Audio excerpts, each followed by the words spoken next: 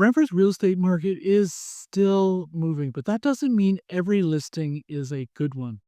Hi, my name is Jeff Meiusi, and I am a local real estate agent here in Brantford, Ontario, and I have helped hundreds of families buy, sell, and invest in homes here in Brantford. And there's one thing that I've realized is that even the smart buyers can fall into these traps if you don't know what you're looking for.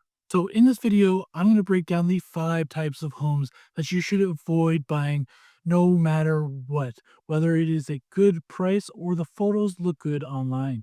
So let's start with the big one, foundation issues. Brentford sits on a clay heavy soil. And what does that mean? It means it shifts. In the dry summer, it shrinks, and in the wetter weather, it swells. Because of this, it puts a massive pressure on the foundation of your house. And if your foundation cracks, it could be a costly repair. I'm talking serious repairs, the kind of repairs that can run up to 5 figures. Here's some signs on how to spot the early stages of a foundation issue. You're going to want to look in the door frames and around the baseboards of the house in order to see if there are any cracks forming. If you walk into the house and it seems like the floors are slanting to one level, this could be an indication that you're starting to have some foundation issues. It's good to bring a golf ball or a tennis ball and see which way the ball rolls. Another sign is if you start to notice that a lot of the doors in the home aren't opening or closing properly. Maybe you open them and they close on their own, or they are closed and they slide open. And when you are on the outside of the house, what you're going to look for on the foundation are cracks that start to look a little like a staircase. Here's something to consider. Even though the house has been fully renovated, that doesn't mean that the house is solid. You're always going to want to make sure that you get a full inspection done. You're going to want to know about any potential issues there might be with the foundation and how old it is. The second type of home you're going to want to avoid buying is condemned or foreclosure properties. Let me just be upfront with you and tell you that foreclosure properties are usually a gamble and not a good deal. They are sold in as is condition with no disclosures. That means what you see is what you get, and what you don't see could end up costing you a ton of money. I'm talking about hidden mold, old wiring, broken plumbing, or even pest issues. And good luck getting the bank to fix anything or move quickly. If you're not experienced in renovations, these homes could be a money pit. If you're looking for a deal, look for listings that are stale. And I'm talking about the ones that have been on the market for 3 or 4 months and they have done multiple price changes and they haven't had any luck. These sellers are usually more flexible on the price and closing date. And more often than not, these homes are move-in ready and they have fewer unknowns. At number 3 are homes in high-risk locations. Location isn't just about convenience, it's also about risk. Brantford has a few sneaky problem zones that many buyers overlook, like homes that are near train tracks or industrial zones. Talk about the sound noise or even the smell issues. And then you have the low-lying areas near the Grand River.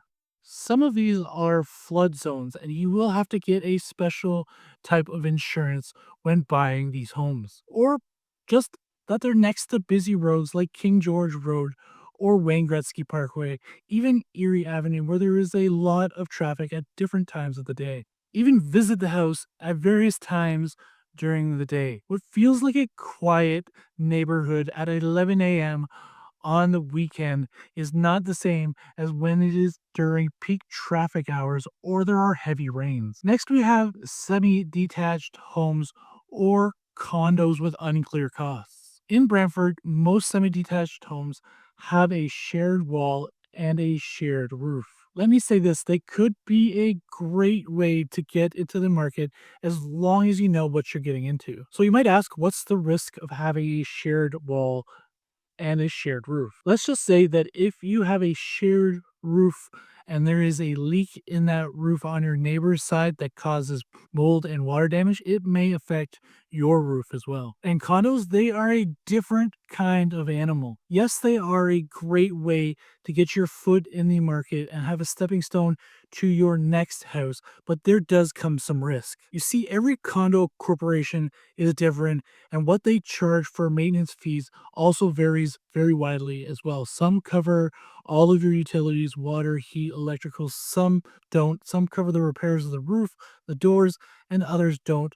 And some can be very basic, but still cost you a lot of money monthly in maintenance fees. Here's what you're going to want to look for when looking at the status certificate for the condo. You're going to want to find out exactly what the condo fee covers.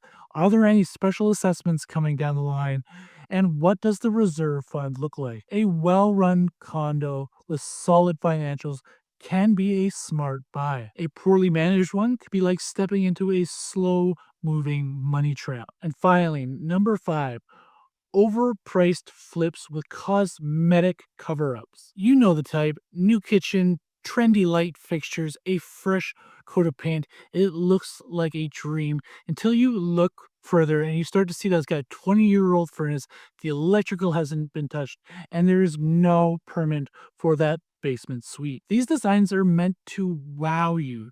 Don't let them fool you by putting lipstick on a pig. When you're looking at these type of homes, you're going to want to get your agent to run the comparable sales in that area, see what has been upgraded, ask the other agent for permits for the work that has been done, because if they are reluctant to give you the permits, that is an instant red flag and you should immediately walk away. Unpermitted upgrades can cause a serious issue when you go to resell that house, or even if you go to try to make an insurance claim. So let's go over those 5 types of homes that you are absolutely going to want to avoid if you are buying in Brantford. 1, home with foundation issues. Number 2, condemned or foreclosure properties. 3, homes that are flood prone, high noise, or high risk location. Number 4, semi-detached homes and condos that it is unclear exactly how the maintenance is going to be handled and how much it's going to cost. And number 5, overpriced flips that are just meant to look good but are actually duds. You know, a little knowledge in real estate goes a long way. If you actually avoid these traps, you can buy a home that will help you build wealth and peace of mind. If you're thinking about moving to Brantford, reach out. It is my job to make sure that you don't get into something that has expensive fixes and that we find the deal that is perfect for you. If you like this video, then you're going to want to watch this video right here. So I'll see you there.